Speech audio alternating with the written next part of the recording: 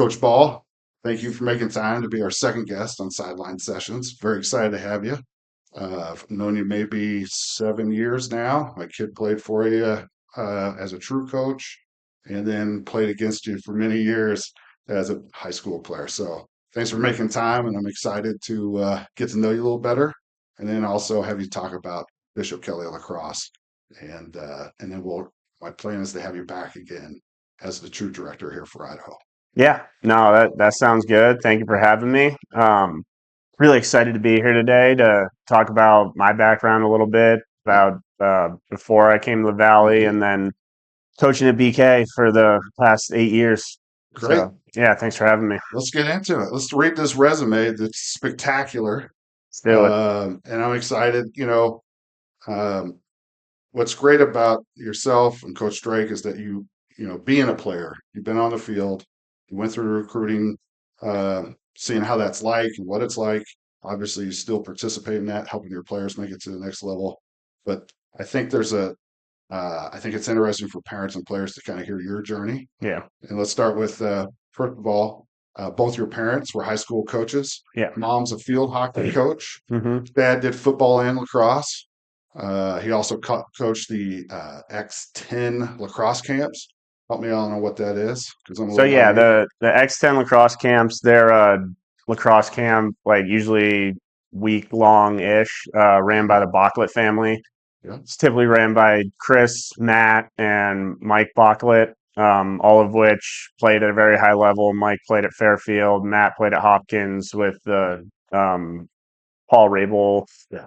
and Kyle Harrison back in those days. And then Chris was an All American at Virginia. And they run that with their sister, Casey Bocklet. They're all John Jay families. And I think they started just in the Adirondack area and I think in Colorado, and now they kind of run X10 lacrosse camps all over the country. I know the closest one to us, they run a Utah camp, which I Okay. know it's one of those lacrosse camps where it's a great mixture of camp where you're going to go do water activities, hiking, all that types of stuff, and then you sprinkle in lacrosse. So Sweet. it's not going to get kids burnt out, that type of stuff.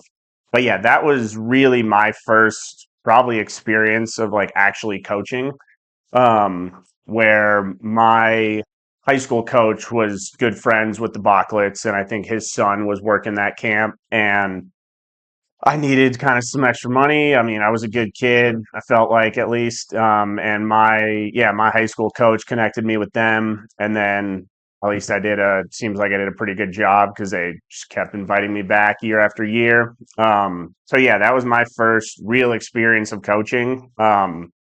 Honestly, coming out Mhm. here, I never planned on getting into coaching. I mean, I Yeah. just like, yeah, my mom was a coach, my dad was a coach. Like the first time I didn't have my dad as a coach for really football or lacrosse was when I went off to college. So yeah, coaching kind of has just been in my blood. It's just That's kind of good. worked out that way. And then started playing at six or in sixth grade. Sorry. Yeah. Oh, in Upland, New York. What town in particular? Just so I. I'm from Burnt Hills, New York. Okay. I grew up on a horse farm. Parents owned a Awesome. general store. But yeah, I mean, sixth grade lacrosse, upstate New York. Lacrosse is big. I mean, it Hmm. wasn't like huge, but it was. I was not that good at baseball, and then my dad, his coaching buddy, his kid was playing lacrosse, and was like, "Hey, does Yeah. Logan want to try this?" Sure. And yeah, just kind of fell in love with the sport. It was high speed, definitely a lot more going on than baseball. Got to play with a lot of my football friends. So yeah, Awesome.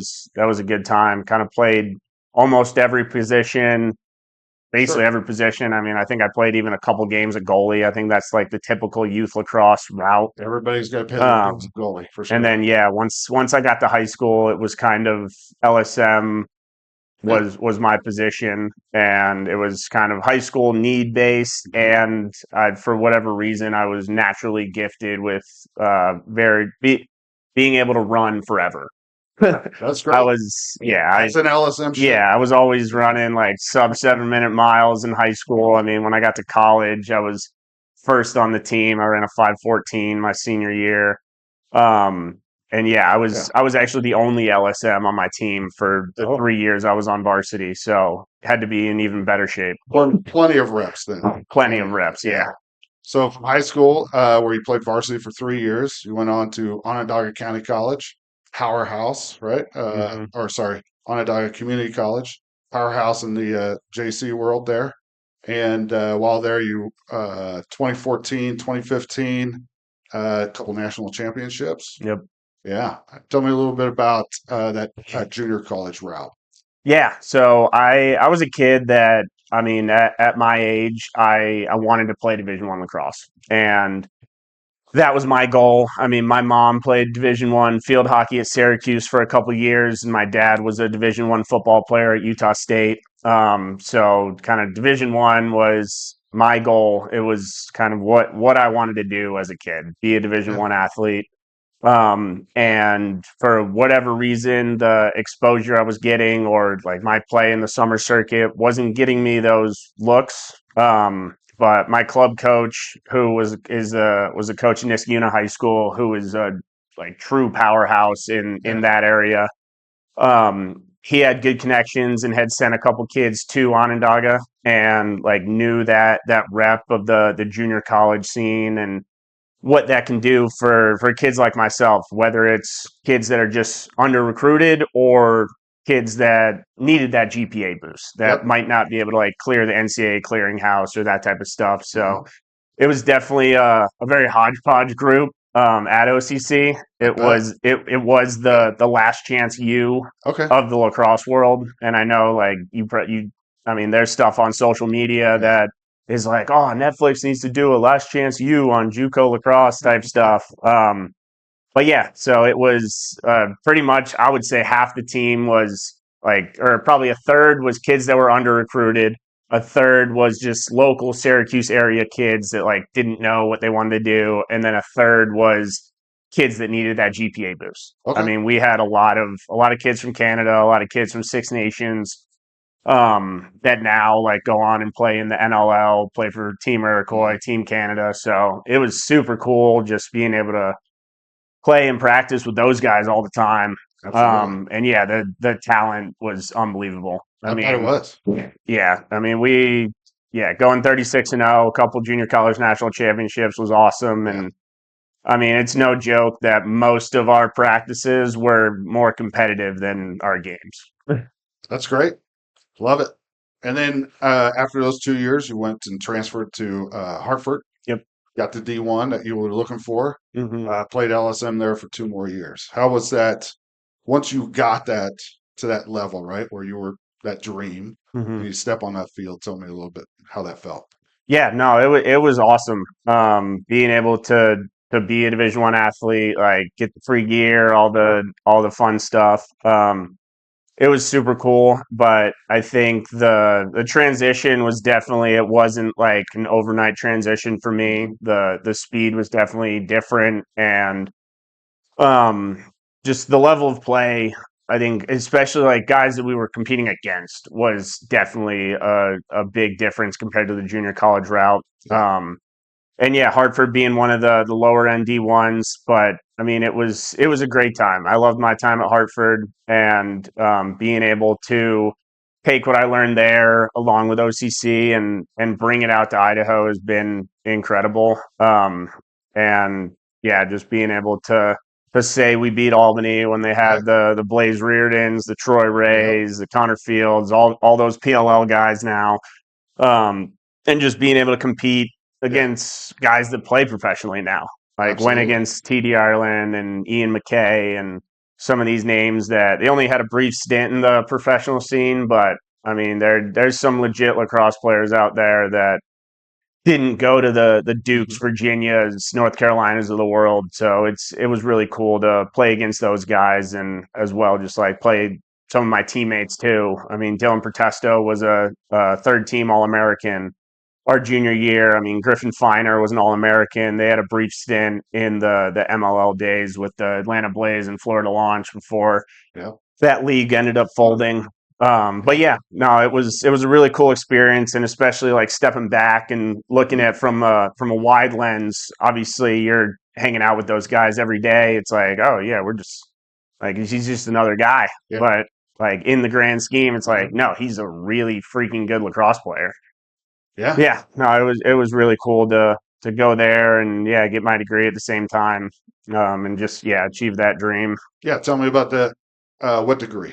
I got a health science, so I got a physical education and Hmm. exercise science associate from OCC, and Okay. then I got my health science bachelorate from Hartford. Nice. Yeah, big science guy. Wasn't too well at writing papers, but I was a big math science guy. I Oh, like yeah. I like That's great. numbers. Great. And then, so after there, you graduate, Hmm. swing out here to Idaho. Is that Yeah, right? Yep. And then, playing box league. Is that correct? Or yeah. So men's league? when I first got out here, Mhm. they just trying to meet people Uh-huh. there. The Meridian, there used to be a Meridian indoor soccer place Yep. that is now I think like basketball and volleyball courts, Mhm.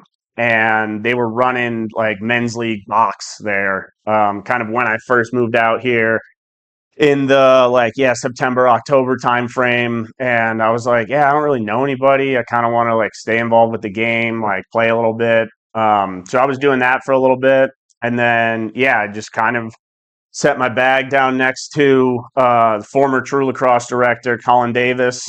Yep. And then we just kind of met each other. I was like, hey, Logan, I'm from New York. I played at Sure. University of Hartford. And he was kind of like, hey, you want a coaching job? I don't really have any coaches. And I just took over this program. Yeah.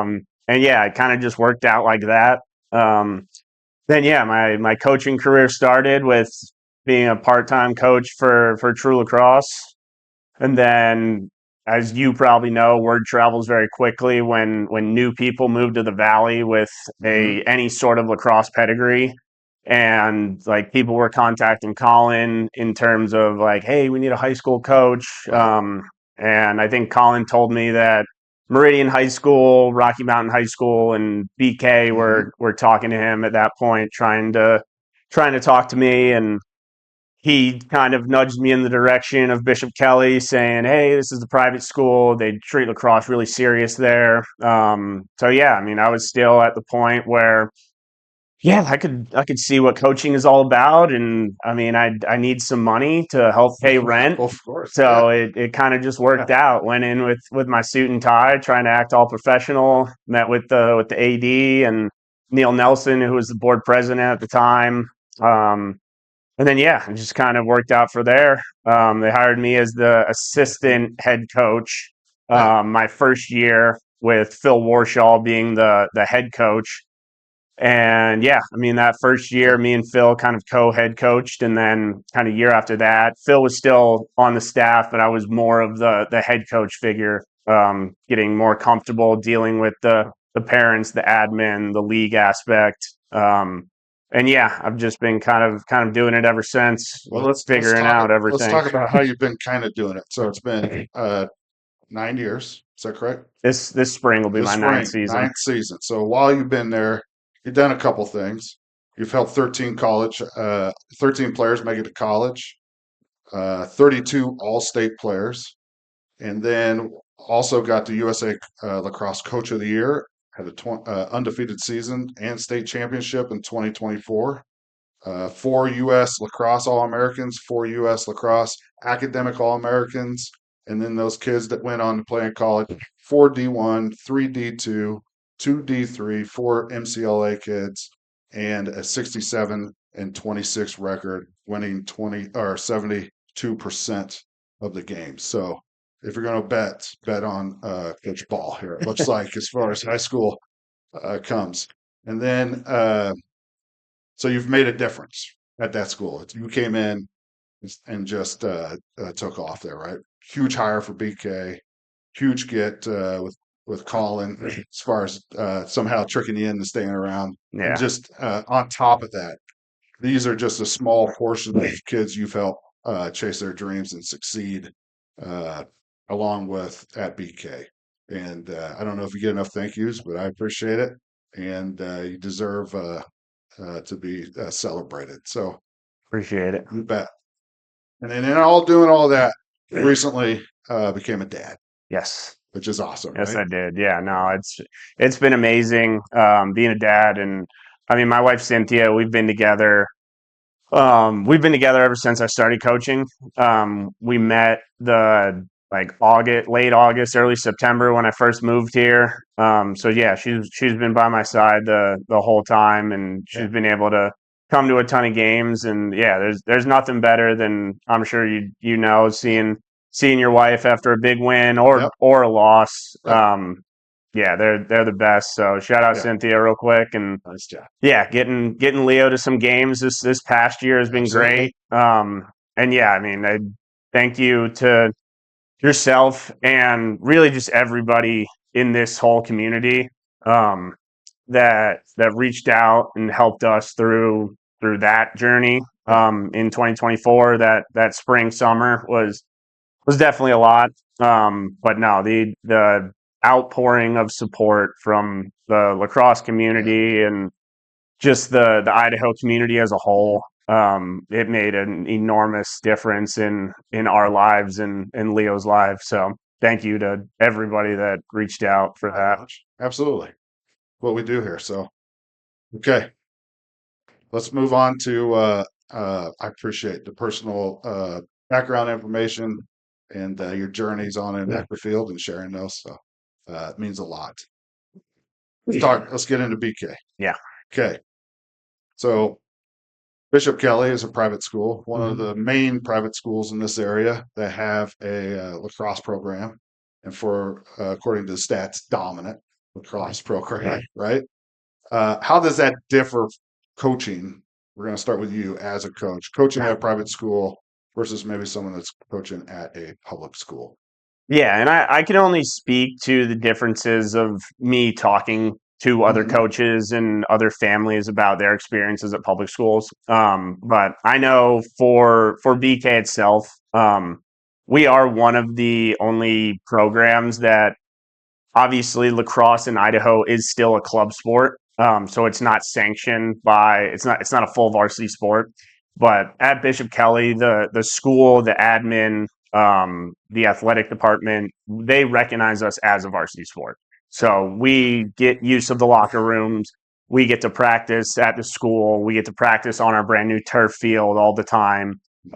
We have full-time trainers that the kids are able to see pre and post practice for any bumps and bruises they have. We got the weight room on campus that we're able to use. And I think that's really the main difference, is like recognition and support from the school. Um, and then yeah, I really just think that's the main difference. I don't, in terms of like making our schedule, I don't really have to wait for other people's schedules. I mean, obviously, if there's track meets, we got to avoid that, but that's just like any school has to do that. But it's not, we're not necessarily at the bottom of the totem pole where I know some of the public schools Sure. unfortunately are treated that way. Yeah. I mean, I hope that someday we can get sanctioned and every athletic department recognizes lacrosse just like they do at BK. Mhm. But I know as a state, we're not there yet.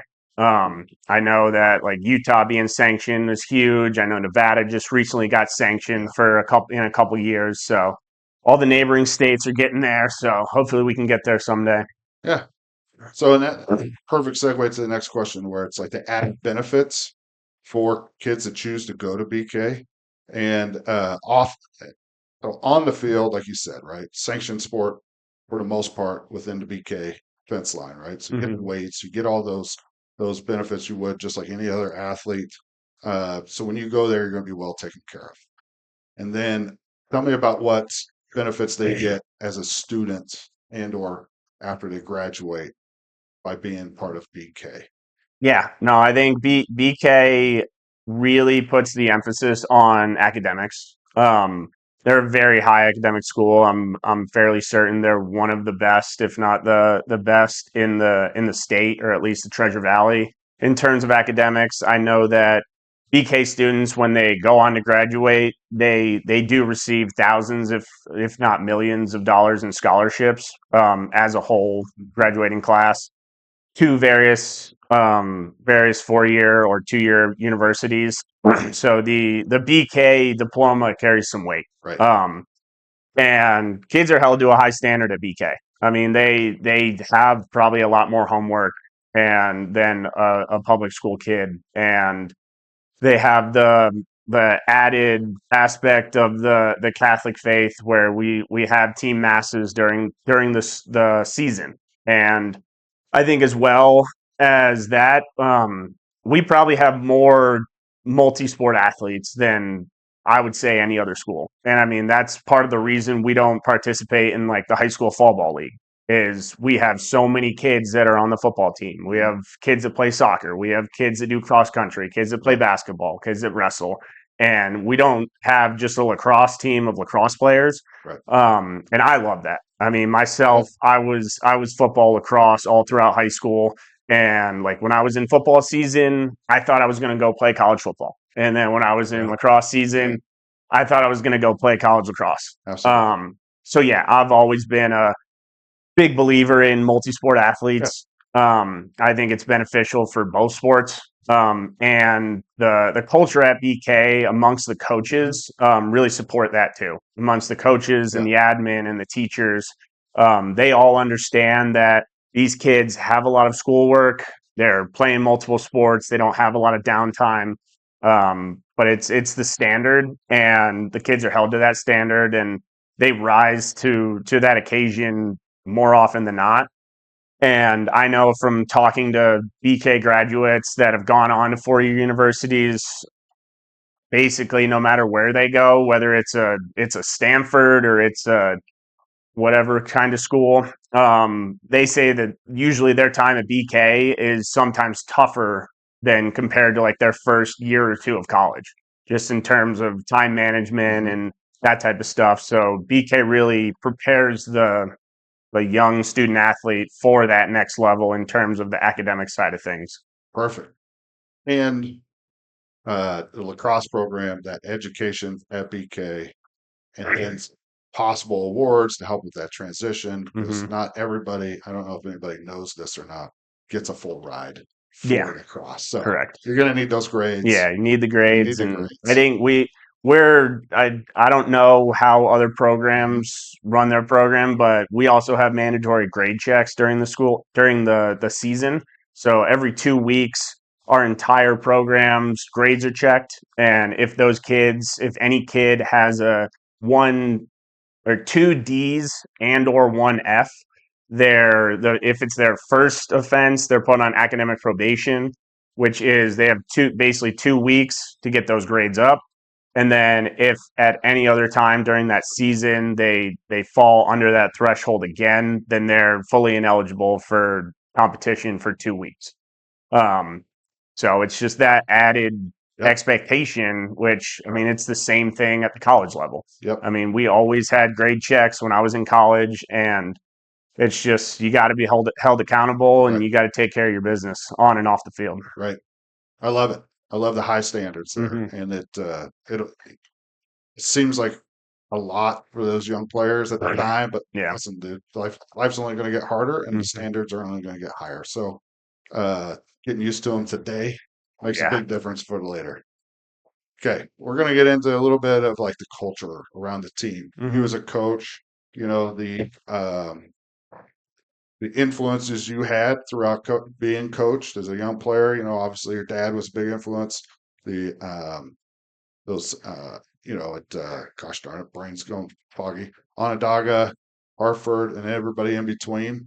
So I'm assuming you take some pieces of that with you, and like the good, the bad, and then roll it into like how you want your program to be.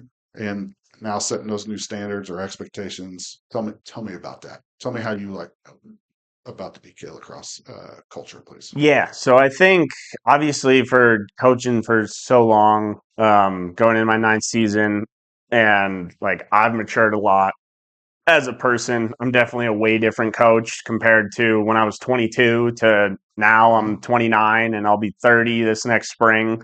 Crazy to think. But I think I still coach very similarly to how I tried to play and be a part of a team. I love bringing energy. Like I'm a rah rah hooting and hollering type of guy. Like that was huge at OCC. We were always running on the field, hooting and hollering, like getting that sort of intimidation factor with the teams we were playing against. I always really got jacked up for game days, whether I was playing football or lacrosse. And then that's really how I try to coach. I try to instill that energy with my teams, and I encourage that, like hooting and hollering, not like talking crap to the other team, but just energy Yeah. aspect. Getting each other fired up, right? Yeah. Yeah. And I think back when I was younger, my first couple years, I was a very emotional coach. Where like the highs were super high. Like I was acting like every big win was a state championship type win, and every loss I was crying afterwards on the way home, just so frustrated that it didn't come out our way. And I think over the years, I've definitely matured to more of a somewhat even keel tone where it's like, hey, the highs are still high and the lows aren't as low. And taking a loss as a learning opportunity, what we can fix going into the next one, as well as just definitely implementing film a lot more into my scouting reports, from a team aspect as well as a coaching aspect. And I mean, it's amazing what I mean. Just like when I was playing, it's amazing what film can do. Yeah. Like if you see something on film and it's you then see it on the field and then you're prepared. Right. So you're going into. I think when I first started coaching, I was more so along the lines of, oh, we're going to do what we're going to do, and we're just going to try to do it better than our opponent. And now I'm more along the lines of, we're going to have our principles, we're going to do what we're going to do, Mhm. but we need to be ready for XYZ that this other Right. team is probably going to present on the field to us. But yeah, and every year I'm obviously still trying Yeah. to learn as a coach, trying to get better in terms of making our staff one of the best in the valley, making sure our players are prepared, and just everything along those lines. Yeah. I I would love to point out that you've done a great job of bringing in young men on your coaching staff, creating opportunities for them. Uh, and it's awesome to see where those guys go and how they grow and how they take that same experience we're talking about and develop into these future leaders. It's Yeah, it's been great thanks for for the doing that. Valley. Yeah, It absolutely. sucked for BK's coaching staff. How expanded my coaching tree, Yeah, if you want to call it, has sure. turned into. I mean, just at the high school level, I know like Coach Eli at Oh, Timberline is obviously crushing it. First year head coach, won a state championship last year. yeah. I know this upcoming year, Tim Price is now the head Mhm. coach at Mountain View. I know he's going to do great stuff Absolutely. at that program. And I know I was good friends with Nate Hobson over at Eagle. He's been doing a great job getting that program back to where it was. But Yeah, yeah, no, it's been super cool just helping the Valley, helping all these different programs. yeah, And that's what we need. We need good coaches at all these schools. right. So we can continue to be competitive in the Valley. Like I don't like having blowout games. Like blowout games aren't fun for anybody. No, We like having the 2, 3 goal games, 1 goal overtime type games. That's what people like to watch. That's what players and coaches like to play in. Big games bring out big moments, which big players show up in big moments. So absolutely. that's what we're here for. Let's let's go into players. So as a coach, when falls falls unique for you versus some other schools where uh, they take it off, they get to play other sports. But I know you're constantly evaluating players, Yeah. right? Whether on the football field, soccer field, or whatever. If they're your guys, you're keeping an eye on them. Hmm. What type of measurables and unmeasurables are you looking for at BK that this might get into like the secret sauce here a little, but what is it that you're looking for to get that kid on the field? He becomes starting line, you know. what is it that they're doing maybe off the field? A couple things that also stand out to become a starter for you at BK. Yeah, no, I think first and foremost, like off the field, you know what they always say, like no news is good news. As long as I'm not hearing about kids getting in trouble, like they're doing their job off the field, they're staying out of trouble, and nobody's getting calls from administration. That's obviously a check mark, and obviously can be a red flag if I'm hearing from other coaches like, "Hey man, like your lacrosse kid is making some bad decisions off the field," that type of stuff. And then yeah, on the field, I mean, what I tell every lacrosse kid is like, hey, if your friend wants to come try lacrosse, like all I want is an athlete and a kid that's willing to work hard. Because I mean, just for example, a part of our 24 state championship team, we had probably a third of that team was just like football kids that had played lacrosse for less than a year or less than 2 years that were huge contributors on that team. I think just for example, I mean, a Parker Allenbaugh who Mhm. is now playing for Coach Yep, Drake. He's absolutely. actually playing football and lacrosse at College of Idaho. Mhm. He started playing lacrosse his sophomore year. I just taught him how to play D mid, and he was locking down some of the best players in the state come his senior year, as well as learning how to face off when either Crew Nelson or that 24 year was injured for a period of the season, and then this past year, obviously Crew went on to High Point. He became our main face-off guy, and he was at just above a 50% clip. And in the face-off world, that's really good, and that's just Parker being an athlete, Parker being coachable, Mhm. and those are the type of kids that I want. Like I at the BK level, like we have our group of lacrosse players that we can kind of rely on for the X's and O's aspect, and then I just want to fill the rest of the program with kids that want to win, kids that are coachable, and kids that are athletes. And I always say like I can teach you how to play lacrosse. I can't really teach you how to be an athlete. Yep, absolutely. And you nailed my question seven, which was types of players you're looking for to come to BK and play. And I love it. And I think absolutely true, right? Give me an athlete, give me someone that's Yeah. hardworking, coachable, right? Check the ego when you show up, and let's go get some stuff done. Yeah, and I've had a great relationship, even with the previous football coaching staff, Coach Carp, Coach Mhm. Brennan at BK, but now the new regime of Coach Kulig taking over in 24.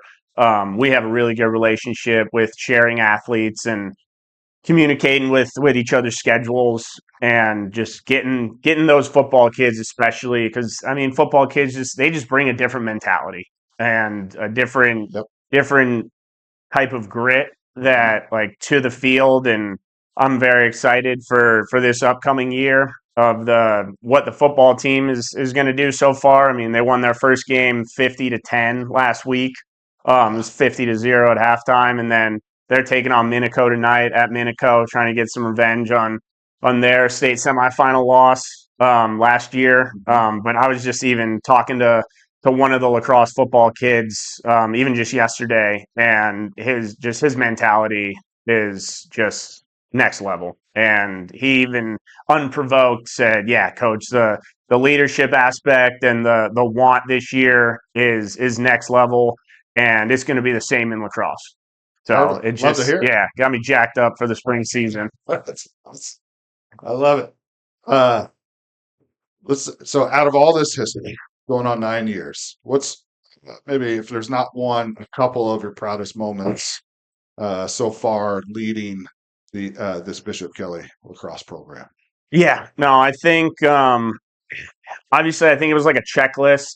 I think the probably very first checklist was like honestly that first time being able to beat the Mountain Views, the Rockies of the world, the super big schools where like when I first started coaching, like they were powerhouses and they were having the 60 plus kids in the program, having multiple JV teams.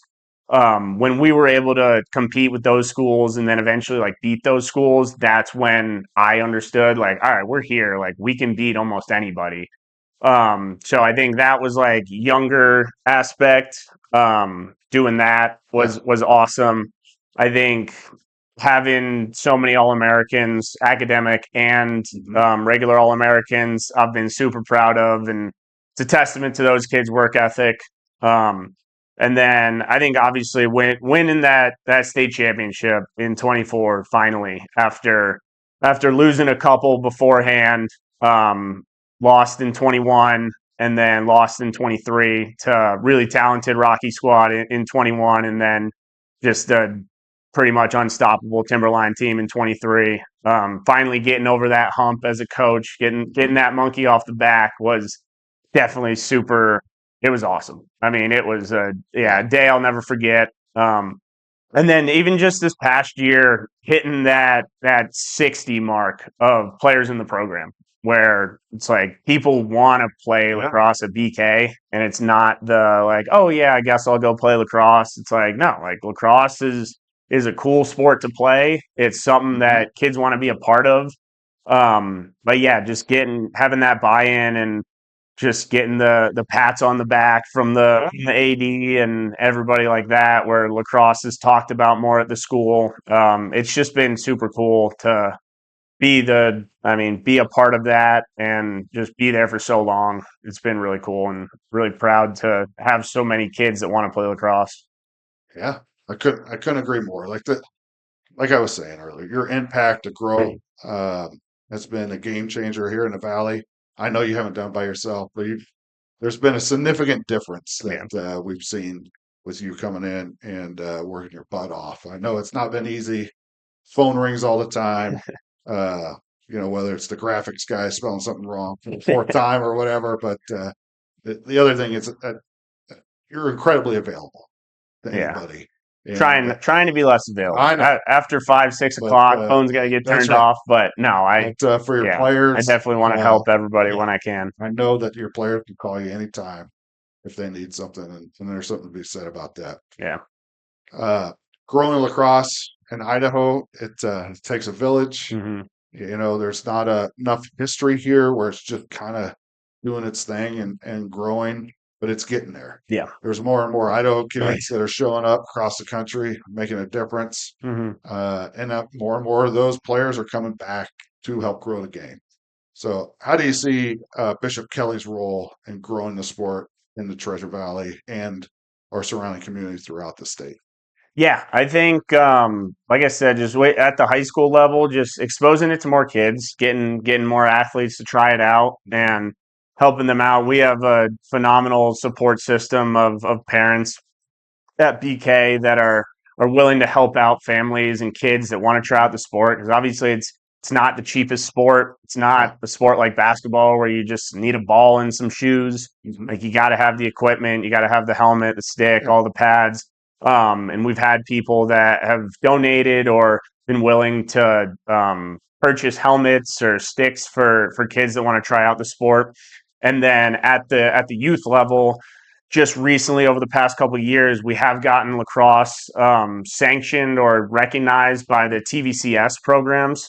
So those are the Treasure Valley Catholic schools, and so lacrosse is in the newsletters, and we're getting the seventh, eighth, fifth, sixth, fourth graders at least seeing lacrosse a Yeah. little bit, and at least seeing it in a newsletter. And last year was the first year that we actually had a Bishop Kelly fifth and sixth grade team. So they were competing in TVYLL, but under the Bishop Kelly banner, which was awesome to see.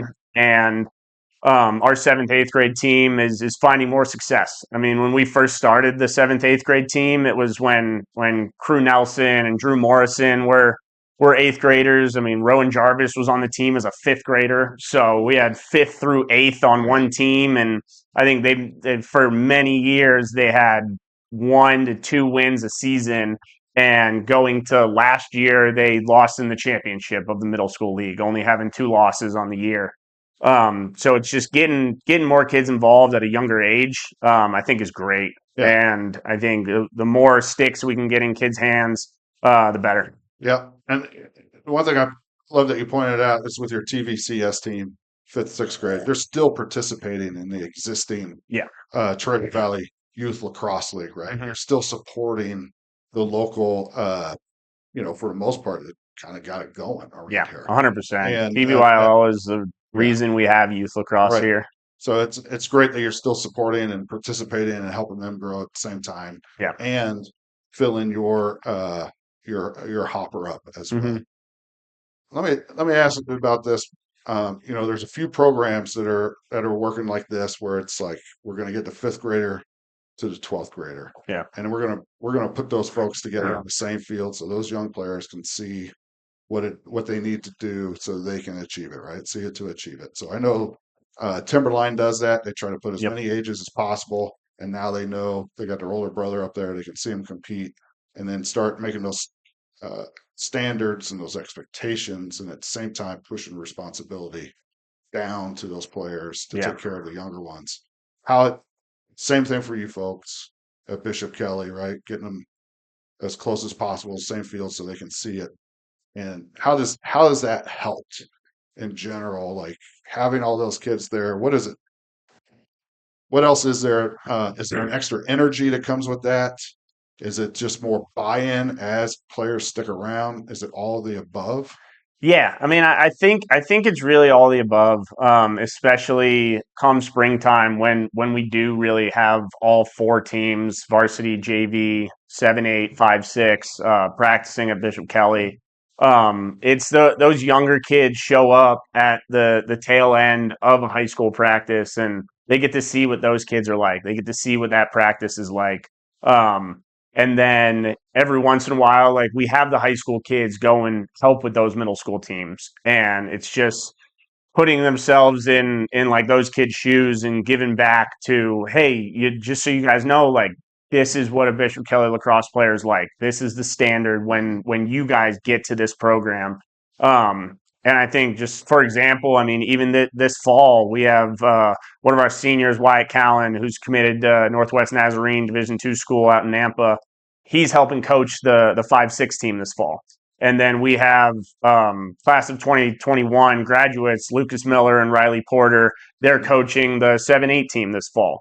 So it's like we're really trying to treat Bishop Kelly as a family, and everybody is just bought into one goal, and that's making BK the best program it can be, getting these kids on board with that goal and mission at a young age, the kids and the families, so everybody can really get to know each other at a younger age. So obviously with BK being a private school, I mean, we have some kids from the TVCS school that obviously go to BK, but some kids from those TVCS schools end up going to public school and vice versa. Some kids from a public middle school Yeah. end up coming to BK. So for the longest time, so many of these kids would meet their friends and teammates freshman year, where we were behind the eight ball compared to these public schools where, like, if you go to East Junior High and LeBois Junior High, you know you're going to Timberline. And if you're competing with those kids, you know who your teammates are for a much longer time period. And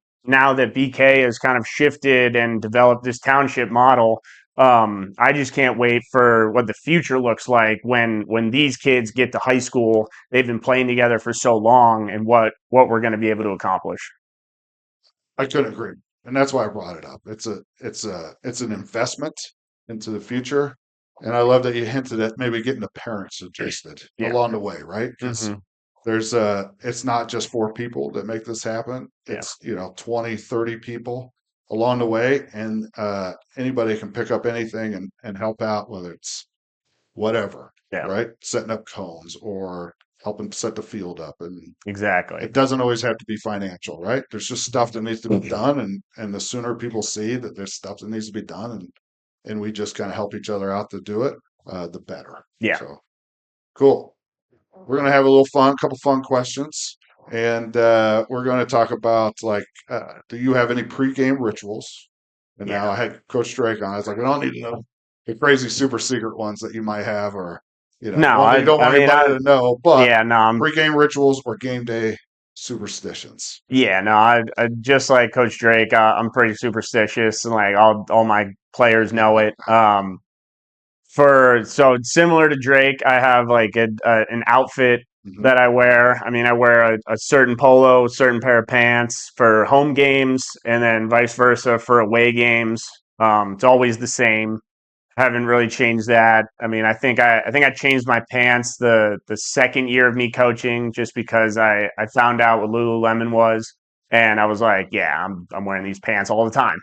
Um, so yeah, wear those pants. I wear khaki pants for home games. I wear a dark the black or the dark Mhm. polo for that year for home games, and then vice versa. I wear the white or the lighter color polo for away games, and I Yeah. wear black pants for away games. Yeah. I got the same Nike Elite socks that I wear, and then I got the same pair of game day shoes. Got my Nike ID BK colored Nike Dunks that I got a couple years Yeah. ago. And then similar to Coach Drake, I always get a workout in, whether it's a run. I usually try to do some sort of weightlifting or bike ride.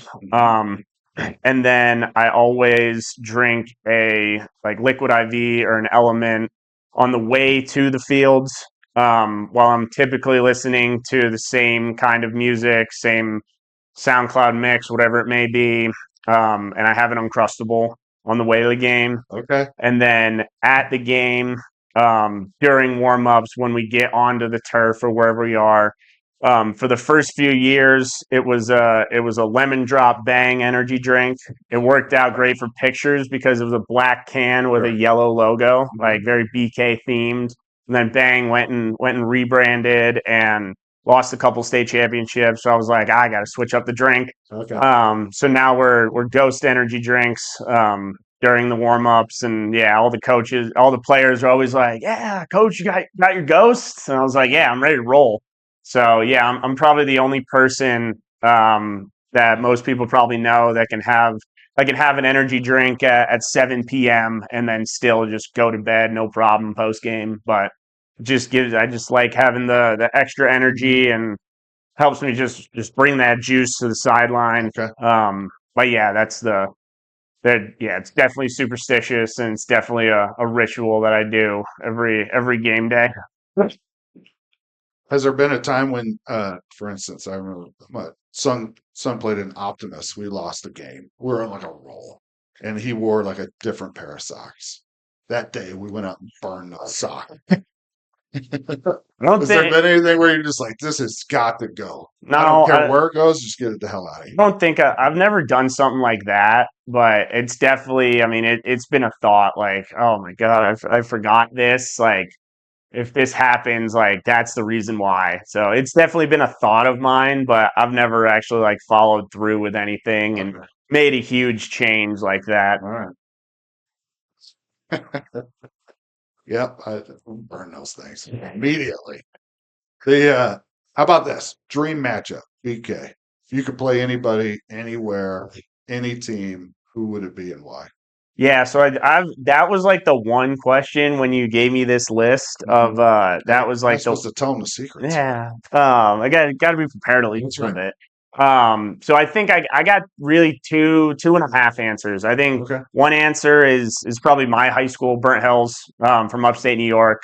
Yeah. Just because one of my best friends is coaching the modified team and kind of helps out with high school a little bit.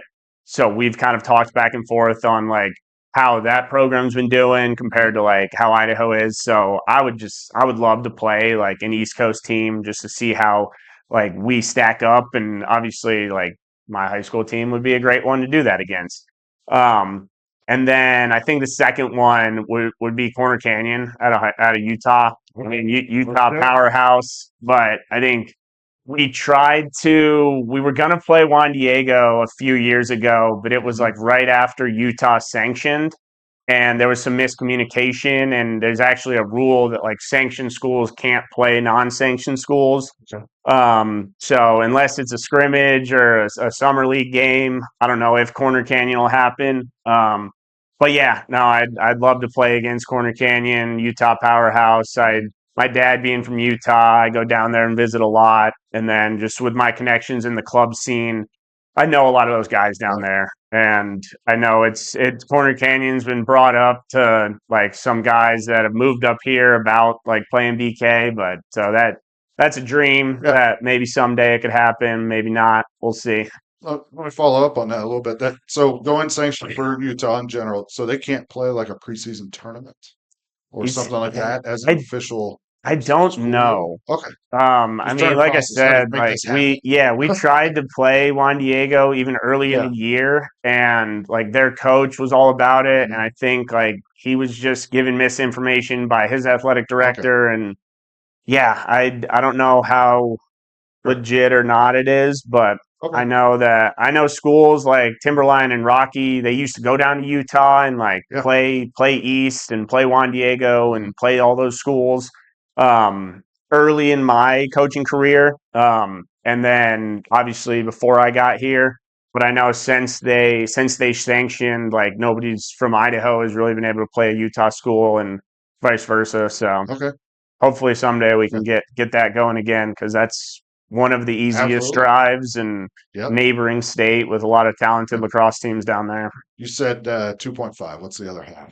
Oh yeah, it was really just any of those Utah schools, like any Okay. of those competitive Utah schools, like a Brighton, a Park City, like all those top schools that like they're just producing Division Mhm. One talent now, and especially like with University of Utah becoming what they are now, obviously a Division One school. The buy-in of lacrosse has just exploded in Utah. So yeah, they have a lot of talented teams, and yeah, I'd love to get some of those schools on the schedule. Okay. One of our last fun questions.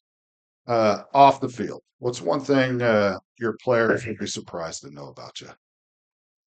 Honestly, probably that I am very low key off the field. I mean, especially now after having Leo, it's like I just try to spend a lot of time with the family, whether that's like over the summer, going to different splash pads, going to the local pool, and then like in season just watching a lot of different shows on Netflix, Sure. whether it's a chick flick. I mean, big into the Summer I Turned Pretty right now Okay. on Amazon. All It's right. so I was big huge into Love Island. Me and my wife were big into that, so Awesome. that's probably something that people would find surprising. I'm finding surprising. I'm open to watching almost anything. Wife usually picks a Sure. lot of the shows, and Okay. I get sucked into them. All right. That's fair. I love it. I love the honesty on that. One thing that for sure that people probably wouldn't guess, Love Island. Love Island. Okay. Oh, Love Island was great. Yeah. So we're getting close to wrapping up here. Is there any topics we're missing that you want to cover while you have a chance, a platform here to talk about? Uh, that you can think of. I could think of one if you wanted. Yeah, no, I mean, shoot, I mean, I think I've Okay. kind of hit on everything I Okay. wanted to touch on. Got talked about BK Right. culture, Yeah. what our team's like. I mean, quick shout out to just all the coaches that Hmm. I've been able to coach with. Yeah. I mean, endless lists, like you said. So many have gone on to other places or just stepped Yeah. away from coaching. So I think a head coach is only as good as his assistants. Hmm. So it's definitely not all me Right. with this success over the years. I know a special shout out to Dylan Seguin, who's our head JV coach. He's been our JV coach ever since I started coaching. So he's also going into his ninth year, and he's phenomenal. His buy-in and care for the kids is unmatched, especially for a JV program. And then Liam Finn, who was coaching with me as long as I started. He finished his eighth season, and then he just stepped away. Um, he just recently got married, got a dog. Just schedule got kind of Yeah. a little hectic, but yeah, shout out Liam for everything he was able to do for the BK program in his 8 years, and then just the phenomenal board that I've had a chance to work with. And they really treat me like they're there to support me. Mhm. They're not trying to take over the program and tell me how to run it. BK's been phenomenal in terms of just getting me what I need to operate the program to my level. And I try to run especially recently, prior to the 24 state championship and then going forward, I really try to mimic a college type program with Mhm. Bishop Kelly.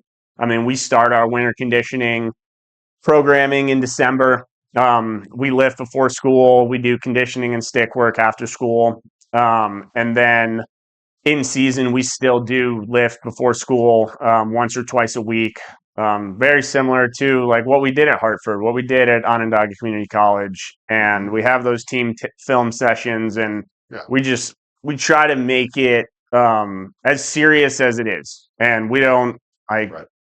like there's punishments for kids showing up late and that kids like don't communicate. And it's like, this isn't just like, especially once we get to the springtime, like I don't want lacrosse to be a hobby. I mean, it should be kind of 1A, 1B, 1C of school lacrosse family. And it's like our job as coaches is not to just get these kids better at lacrosse. It's especially at the high school level, it's to get these kids to be better young men and prepare them for life after high school and after college. And just those types of things are super important for me, and I try to hold all my kids to those standards.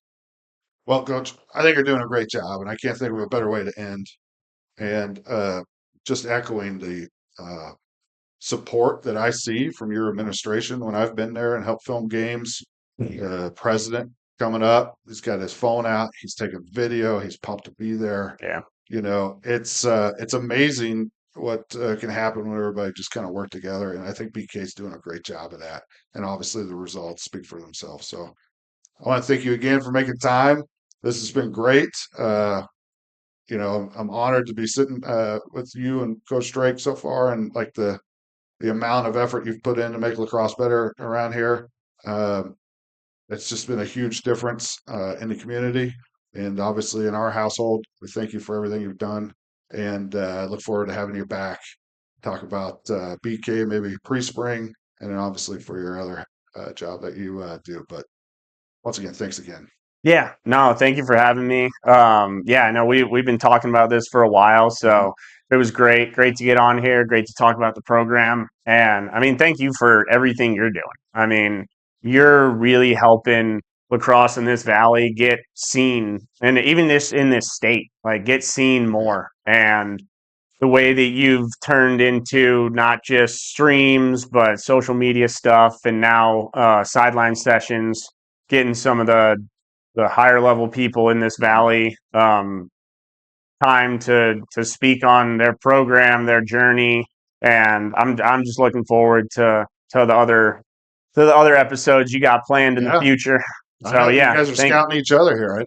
Hey, So I'm glad Drake went first, and then I got to see kind of the lay of the yeah, land. you set the bar pretty good, and Yeah, you followed right up. So once again, hey, thanks yeah. for making time. Thank you for having We're me. gonna talk soon, and thanks for making time. Thanks again. Absolutely. Go Yeah. Knights.